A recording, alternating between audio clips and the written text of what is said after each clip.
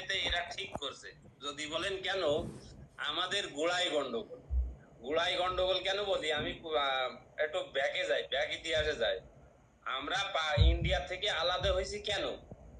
এটা মুসলিম রাষ্ট্রের জন্য কিন্তু। হুম। এইখানে আপনি ধর্ম নিরপেক্ষতা বলবেন, ধর্ম নিরপেক্ষতার জন্য কিন্তু এদের ভাগ হয় নাই ভাই। অবশ্যই, অবশ্যই। এখানে মনে করেন মুসলিম হিসেবেই কিন্তু দেশটা ভাগ হয়েছে। পাকিস্তান দুই এখন তো দুই টুকরা, পাকিস্তান তো আগে একই ছিল, কিন্তু এত মুসলিম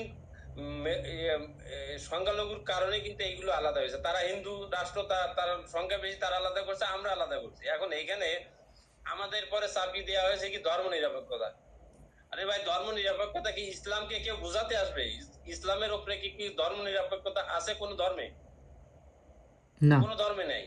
কিন্তু ইসলাম তো এইটা ভালোভাবেই জানে যে আমার উপরে যদি সংখ্যালঘু থাকে, বিধর্মী থাকে, তাকে কিভাবে সিকিউরিটি ইনশিওর করতে হবে, ইসলামের মতো ভালো কেউ কোনো গ্রন্থ কেউ প্রমাণ দিতে পারবে না।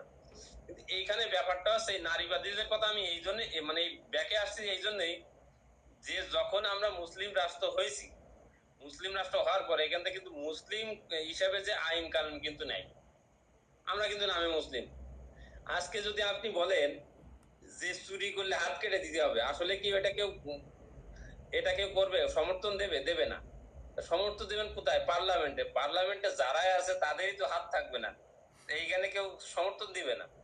ব্যাপারটা হচ্ছে এইটাই, যে এইখানে কোনো শরিয়া আইন বা ইসলাম আইন, কুরআন আইন অনুযায়ী কিছুই নাই। এই জন্য এইসব নারীবাদীরা এইসব কথা বলে ভাই। এটা তাদের জায়গায় তারা সঠিক। তার কারণ আমরা সেই ওয়ে তৈরি করতে পারি নাই।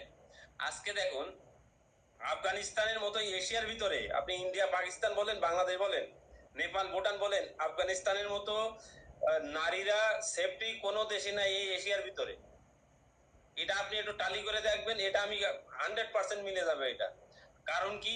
তারা প্রথমেই তারা নিয়ে শুধু মেয়েদেরকে বোরকার ভিতরে পড়ালেই সে সব সঠিক হবে তা না।